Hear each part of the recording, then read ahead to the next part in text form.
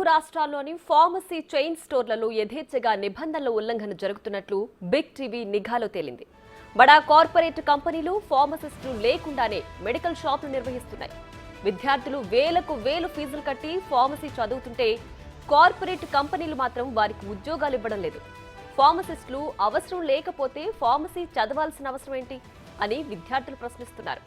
Medical షాపుల్లో మందులు అమ్మాల్సింది కేవలం ఫార్మసిస్టులే. షాపు ఎంతసేపు నడిపినా ఫార్మసిస్టులు ఉండాల్సిందే. 24 గంటలు నడిచే షాపుల్లో 3 షిఫ్టుల్లో ఫార్మసిస్టులు ఉండాలి. కానీ ఫార్మసిస్టులు లేకుండానే కార్పొరేట్ కంపెనీలు మెడికల్ షాపులు నిర్వహిస్తున్నాయి. ఎక్కువ జీతం ఇవ్వాల్సి వస్తుందని ఫార్మసీ చైన్ స్టోర్లు ఫార్మసిస్టుల్ని నియమించుకోవడం లేదు. 10th, ఇంటర్, డిగ్రీ చదివిన వారికి ఉద్యోగాలిచ్చి మందులు అమ్మిస్తున్నాయి. దీంతో చదువుకు తగ్గ ఉద్యోగం లేక చాలా మంది ఫార్మసిస్టులు నిరుద్యోగులుగా మిగిలిపోతున్నారు. మరికొందరు చిన్నా చితకా పనులు చేసుకుని బతుకుతున్నారు. తెలుగు రాష్ట్రాల్లో దాదాపు 5,000 ఫార్మసీ చైన్ స్టోర్లు ఉన్నట్లు అంచనా ఉంది. ఇవన్నీ 24 గంటలు నడుస్తున్నాయి. ఒక్కో స్టోర్లో 3 ఫార్మసిస్టులకు ఉద్యోగం ఇస్తే మొత్తం 15,000 మందికి ఉపాధి కల్పించినట్లు అవుతుంది. కానీ ఫార్మసీ చైన్ స్టోర్లు ఆ పని చేయడం లేదు. ఫార్మసిస్టులే అవసరం లేనప్పుడు మెడికల్ షాపులు పెట్టడం ఎందుకు? మెడికల్ షాపుల నిర్వహణకు ఎన్నో నిబంధనలు పెట్టడం ఎందుకు?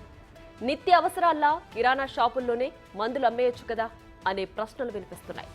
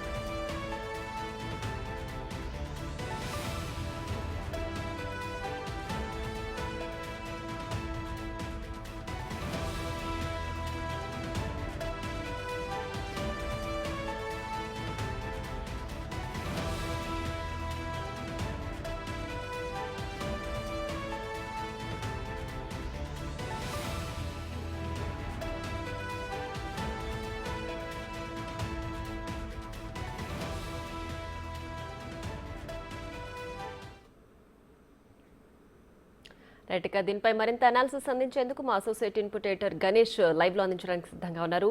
గణేష్, చెప్పండి, ఇటీవల బిగ్ టీవీ నిర్వహించిన స్టింగ్ ఆపరేషన్ లో అనేక విషయాలు వెలుగులోకి వచ్చాయి. ముఖ్యంగా ఫార్మసీ మెడికల్ స్టోర్లు అన్నింటిలో కూడా ఫార్మసిస్టులు లేకుండా యథేచ్ఛగా మందులు అమ్మేస్తున్నారు. అసలు నియమ నిబంధనలు ఎందుకు పాటించడం లేదు? దీనిపై మీ అనాలిసిస్ ఏంటి?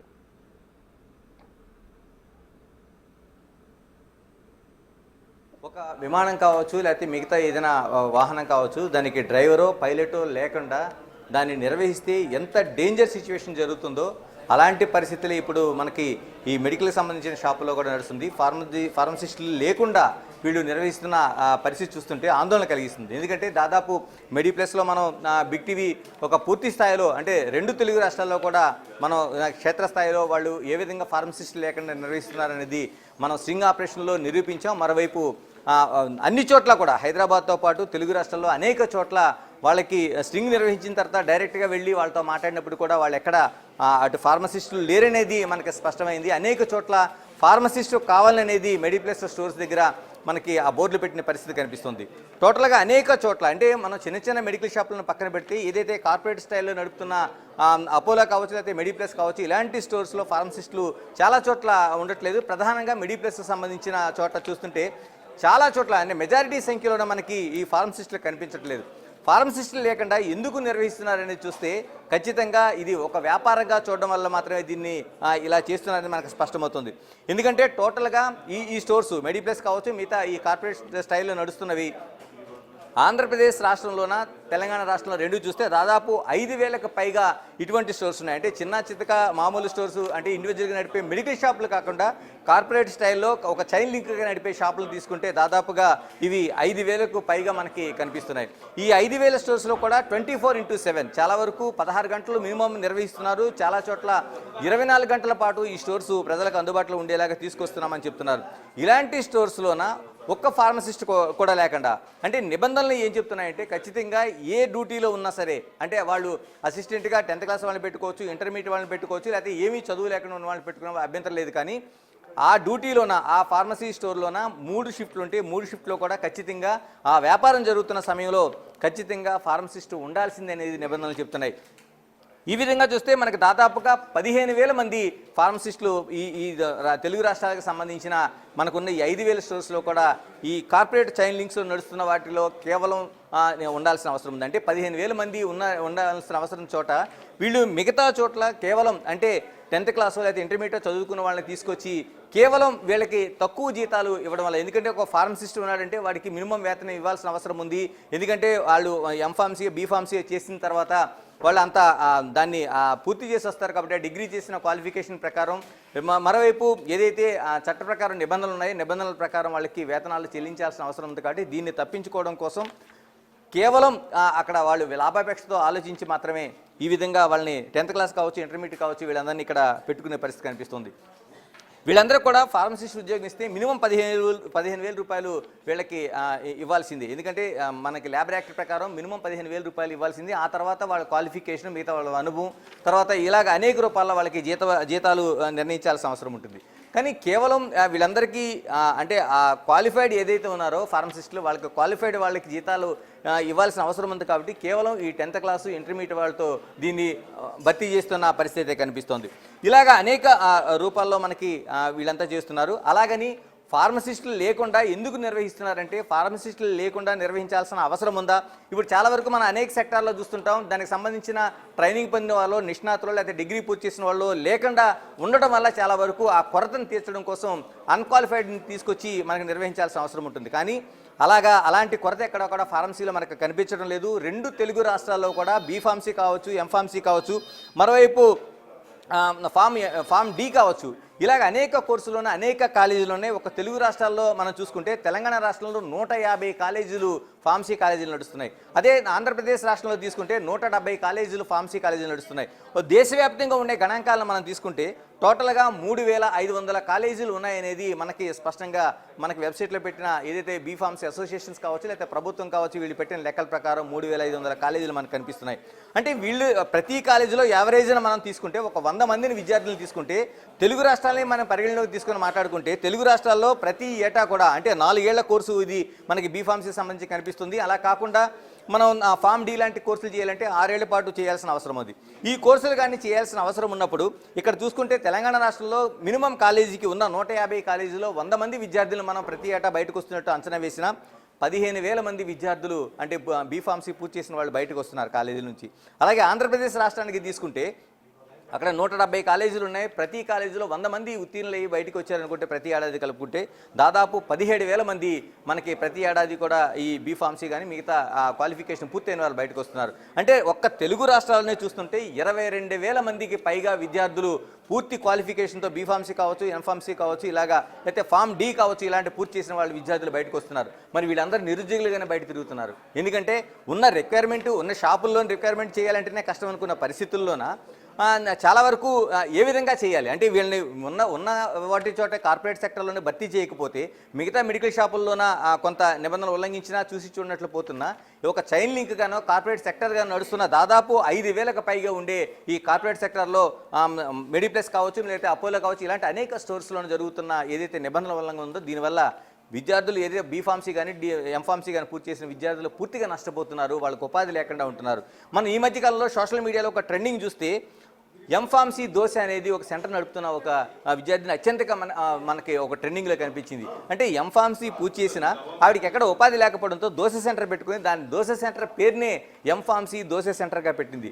అంటే ఇలాంటి పరిస్థితులను ఎందుకు వస్తున్నాయంటే ఏదైతే కార్పొరేట్ సెక్టర్లో ప్రధానంగా మనం మెడిప్లస్ లాంటి సంస్థలు ఏదైతే జీతాల కోసం లేదా లాభాపేక్ష కోసం చేస్తున్న ఏదైతే వ్యాపారం ఉందో 10th క్లాసు ఇంటర్మీడియట్ పిల్లల్ని తీసుకొచ్చి అందులో నడుపుతూ బీఫార్మసీ లేకపోతే ఎంఫార్మసీ క్వాలిఫికేషన్ వాళ్ళని పక్కన పెడుతున్నారో దీనివల్ల నష్టం జరుగుతుందని మనకు అర్థమవుతుంది. ఇంతకీ కాలేజీల్లో నిజంగా ఏమవుతున్నారు ఈ పరిస్థితి మనం ఇవన్నీ చూస్తే నిజంగా అలాంటి పరిస్థితి ఉందా, లేకపోతే నా బీఫార్మసీ చేసిన విద్యార్థులు లేరా, లేకపోతే ఎంఫార్మసీ చేసిన వాళ్ళు లేరా, ఇక్కడ కాలేజీల్లో అంత పరిణితి చెందిన వాళ్ళు ఉండట్లేదా అనుకుంటే దీనికి ఖచ్చితంగా ఉందనే సమాధానం కనిపిస్తుంది. ఇలాంటి పరిస్థితుల మధ్య మనకి ఇక్కడ ఉండే కాలేజీలు ఏమవుతున్నాయి, విద్యార్థులు ఏమవుతున్నారు, వీటి పరిస్థితి ఏంటి? మన ముందు ఈ తెలంగాణ ఫార్మసీ అసోసియేషన్, మరోవైపు ప్రొఫెసర్ డాక్టర్ వేణు మనతో ఉన్నారు. వేణు గారు అడిగి పూర్తి వివరాలు మనం తెలుసుకుందాం. వేణు గారు నమస్తే.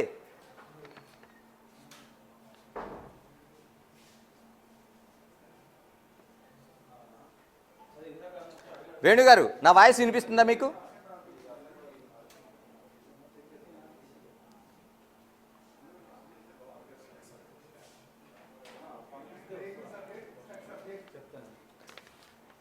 వేణు గారు, నా వాయిస్ వినిపిస్తుందా మీకు?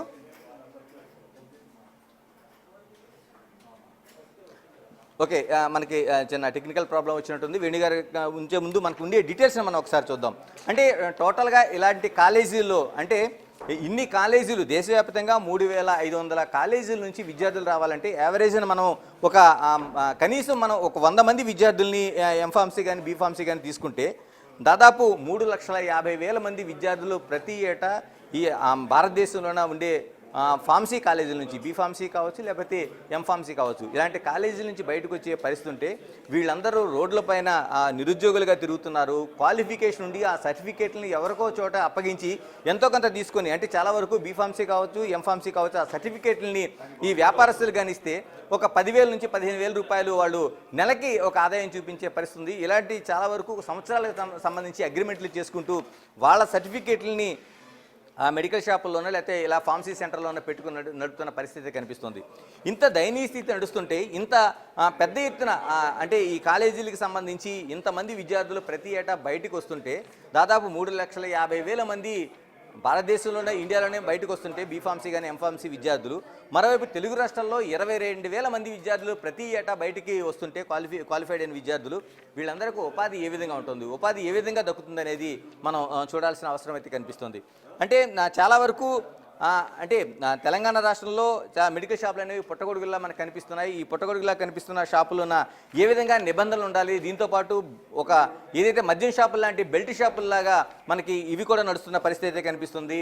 అంటే మెడికల్ షాపులకి అనుబంధంగా ఒక చోట ఎక్స్ అనే పర్సన్ ఒక షాప్ తెరిస్తే ఆ షాపుకు సంబంధించింది ఒకే ఒక లైసెన్స్తో మిగతా కూడా పుట్టగొడుగులాగా అనుబంధంగా ఆయన 2-3 సెంటర్లో నడుపుతూ అక్కడ బీఫార్మసీ విద్యార్థులు లేకుండా ఒక 10th క్లాస్లో మిగతా వాళ్ళు నడుపుతున్న పరిస్థితి కనిపిస్తుంది. మనం ప్రధానంగా ఇప్పుడు మాట్లాడుకుంటున్నది ఏదైతే కార్పొరేట్ సెక్టర్లో నడుస్తున్న దాదాపు దేశవ్యాప్తంగా ఉన్న 5,000 మందికి సంబంధించిన మనకి ఏదైతే వీళ్ళు ఉన్నారో ఈ కాలేజీ ఈ ఫార్మసీ సెంటర్స్ ఉన్నాయో ఫార్మసీ సెంటర్స్ కోసం మనం మాట్లాడుకుంటున్నాం. ఇందులోన పూర్తిగా నిబంధనలు ఉల్లంఘిస్తూ అంటే పేరుకి మాత్రం మనం చూస్తున్నాం మెడిప్లస్ లాంటి సెంటర్లోన ఆ సెంటర్లకు బయట మనకి ఫార్మసీ విద్యార్థులు అంటే ఫార్మసీ క్వాలిఫైడ్ అయిన వాళ్ళు మనకి కావాలను అంటే ఫార్మసీ చేసిన వాళ్ళు మనకి కావాలని ఒక బోర్డులు పెట్టుకుంటూ నామకే వాస్తే అంటే వీళ్ళెవరో దొరకలేనట్టు అంటే మేము నడుపుతున్నాం దానికి వాళ్ళని చేర్చుకోవడానికి సిద్ధంగా ఉన్నాం కానీ ఫార్మసీ పూర్తయిన ఒక సర్టిఫికేషన్ ఉన్న వాళ్ళు మాత్రం మాకు దొరకట్లేదని చెప్పుకునేలాగా బయట ఫార్మసీ పూర్తి చేసిన సర్టిఫికేషన్ ఎవరైతే ఉందో వాళ్ళకి కావాలనేది కావాలని బోర్డులు పెడుతూ మిగతా వాళ్ళని 10th క్లాసో లేకపోతే ఇతర క్వాలిఫికేషన్ లేని వాళ్ళని పెట్టి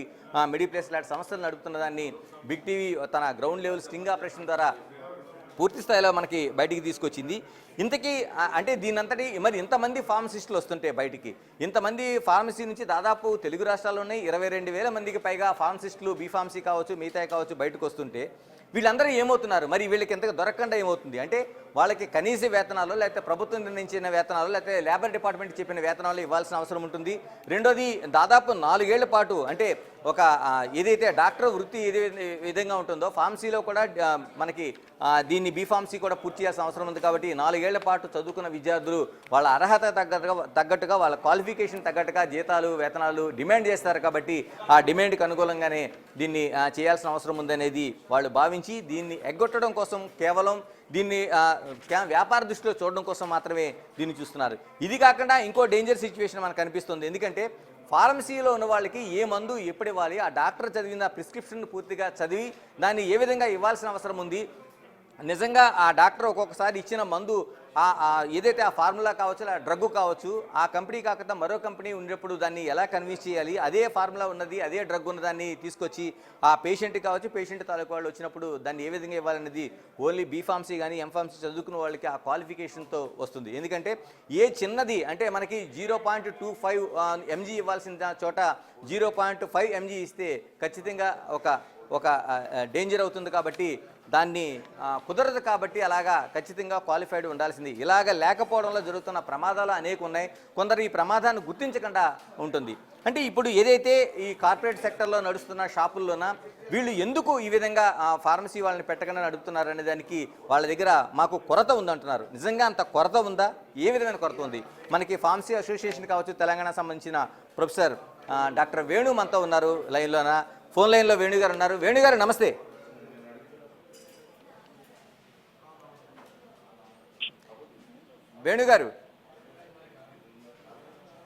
వేణుగారు బిగ్ టీవీ నడుపుతున్న ఏదైతే ఒక స్టింగ్ ఆపరేషన్ ఉందో వివిధ షాపుల్లో అంటే తెలంగాణ కాదు ఏపీలో కూడా 2 తెలుగు రాష్ట్రాల్లోన ఏదైతే మెడికల్ షాపులు నిర్వహిస్తున్న పరిస్థితి ఉందో దాంట్లోన బిగ్ టీవీ చేసిన స్టింగ్ ఆపరేషన్ అంతా చూస్తున్నారు. దీన్ని ఈ ఆపరేషన్లో ఉన్న బయటపడిన వాస్తవాలు చూస్తుంటే ఎక్కడా కూడా రైట్. ఇప్పుడు మనకి కొంత టెక్నికల్ ప్రాబ్లంలోన మనకి వేణుగారు అందుబాటులో లేరు. రైట్. అంటే ఈ విధంగా ఇంత జరుగుతుంటే డ్రగ్ డిపార్ట్మెంట్ ఏం చేస్తోంది అంటే కీలకంగా ఇక్కడ దీన్ని పర్యవేక్షించి వాళ్ళపైన చర్యలు తీసుకోవాల్సింది. అంటే మనం ఒక డ్రైవింగ్ లైసెన్స్ లేకపోతేనే ఒక సీరియస్గా తీసుకున్న ఒక డ్రైవర్ కానీ ఒక వాహనాన్ని నడుపుతున్నప్పుడు డ్రైవింగ్ లైసెన్స్ లేకపోతే వాళ్ళని హెవీ లైసెన్స్ అని కాబట్టి లైట్ లైసెన్స్ కానీ ఇలా లేకపోతే 2 వీలర్ మీద వెళ్ళే వాళ్ళు కూడా లైసెన్స్ లేకపోతే పెనాల్టీలు వేసే పరిస్థితి. ఎందుకంటే వాళ్ళకి ప్రమాదమే కాదు మిగతా వాళ్ళు కూడా ప్రమాదం జరిగే అవకాశం ఉంటుందనేది డ్రైవింగ్ దానిపైన లైసెన్స్ లేకపోతే సీరియస్గా తీసుకునే చర్యలు ఈ మెడికల్కి సంబంధించిన దాంట్లో అంటే అది పూర్తిగా ఒక వ్యక్తి ప్రాణాన్ని హరించే అవకాశం ఉంటుంది. దీర్ఘకాలికంగా రోగాలకు గురే అవకాశం ఉంటుంది. లేదంటే దీర్ఘకాలిక రోగాలు పనిచేయకుండా ఉండేలాగా ఏమాత్రం డ్రగ్గు మనకి పొరపాటున జరిగినా సరే వచ్చే అవకాశం ఉంటుంది. ఇలాంటి ఇన్ని పరిస్థితుల్ని తీసుకొని ఒక ఫార్మసిస్ట్ ఉండాల్సిన అవసరాన్ని డ్రగ్ డిపార్ట్మెంట్ ఎందుకు గుర్తించట్లేదు? అనేక చోట్ల ఇలాగ చైన్ లింకులు నడుపుతున్న వ్యాపార సంస్థలు ఏవైతే ఉన్నాయో మెడిప్లస్ లాంటి సంస్థల్లోన యథేచ్ఛగా మాకు ఫార్మసిస్ట్ లేడు ఫార్మసిస్ట్ కావాలను అని బోర్డులు పెడుతున్న చోట వీళ్ళు ఎందుకు రైడ్స్ చేయట్లేదు? ఒకవేళ బిగ్ టీవీ గ్రౌండ్ రిపోర్ట్లోన పూర్తిగా సాక్ష్యాధారాలతో పాటు ఇలాగా ఏదైతే స్టింగ్ ఆపరేషన్ నిరూపించిన తర్వాత కూడా నామకే వాస్తి చర్యలు తీసుకోవడం ఒక మొక్కుబడిగా ఒక ప్రెస్ నోట్ రిలీజ్ చేయడం తప్పించి పూర్తిగా వాళ్ళపై ఎందుకు చర్యలు తీసుకోవట్లేదనే ప్రశ్న ప్రధానంగా వినిపిస్తుంది. ఎందుకంటే ఇలాంటి లేని చోట ఫార్మసిస్ట్ లేకపోవడమో లేకపోతే సర్టిఫికేషన్ లేకపోవడం లైసెన్స్ కొనసాగించకపోవడమో లేకపోతే అడిగిన ఏదో ఫార్మసిస్ట్ లేకుండా నడుపుతున్న సంస్థల్లోనో ఏ విధంగా నడిపితే దాదాపు ఒక నెల రోజుల పాటు వాటిని సస్పెండ్ చేయడం అంటే ఆ షాపును క్లోజ్ చేస్తున్న దాఖలాలు మనకి డ్రగ్ కంట్రోల్ డిపార్ట్మెంట్ నుంచి మనకి కనిపిస్తుంటుంది. మరి ఇలాంటి కార్పొరేట్ సెక్టార్లో ఇంత పెద్ద ఎత్తున కోట్లాది రూపాయలతో నడుపుతున్న సంస్థల్ని ఎందుకు నిర్వహించడం లేదు? ఎందుకు వీళ్ళపైన చర్యలు తీసుకోవడం లేదు? ఎందుకు ఇంత ఉదాసీనత ఉంటుందనేది ప్రశ్న ప్రధానంగా ప్రజల నుంచి వ్యక్తమవుతుంది. ప్రజల ప్రాణాలతో చెలగాటమాడుతున్న ఇలాంటి సంస్థలు అంటే ఒక క్వాలిఫైడ్ లేకుండా చేస్తున్న దాంట్లో ఖచ్చితంగా ఒక ప్రాణాలు పోతున్నా ఎవరికి కంప్లైంట్ చేయాలో తెలియదు. ఎందుకంటే ఒక వ్యక్తి వచ్చి ఆ సంస్థకు వచ్చి చూపిస్తే ఒక డాక్టర్ ప్రిస్క్రిప్షన్తో తీసుకున్న దాంట్లో అందులో డ్రగ్ మారచ్చు, లేకపోతే అందులో ఉన్నది ఏదైతే ఉందో దాని ఎంజీకి సంబంధించిన ఫార్ములా మారచ్చు. ఇన్ని వాటిలోన ఏ విధంగా దాన్ని జడ్జి చేస్తారు? ఒకవేళ జరిగిన తర్వాత ఎవరు దీని బాధ్యత వహిస్తారనేది ఎక్కడ ప్రశ్న మనకి దానికి సమాధానం చెప్పేవాళ్ళు కనిపించట్లేదు. దీంట్లో డ్రగ్ డిపార్ట్మెంటు పూర్తి నిర్లక్ష్యం కనిపిస్తోంది. దాదాపు తెలుగు రాష్ట్రాల్లోనే ఇంతమంది వేల సంఖ్యలో బయటకు వస్తున్న తర్వాత కూడా ఎందుకు వీళ్ళని రిక్రూట్మెంట్లో నిర్లక్ష్యం వహిస్తున్నారు? ఈ విధంగా ఉంటే ఈ కాలేజీలు ఇప్పటికే మూతపడే పరిస్థితి, తర్వాత కొన్ని కాలేజీలు నడలేని పరిస్థితి. అన్నీ అయిపోయిన తర్వాత బీఫార్మసీయో ఎంఫార్మసీ చేసే పరిస్థితులు ఇప్పటికే మనకు కనిపిస్తున్నాయి. ఎందుకంటే ఆ వైద్యుడు గానో లేదా ఇంకోటి వెళ్ళిన ఆర్థోపెడిక్ గానో లేకపోతే డెంటిస్ట్ గానో వెళ్ళిన తర్వాత చివరి ఆప్షన్ ఏదైనా ఉంటే మనకి బీఫార్మసీ కానీ లేకపోతే ఎంఫార్మసీ కానీ వెళ్ళే పరిస్థితులు మనకు కనిపిస్తున్నాయి.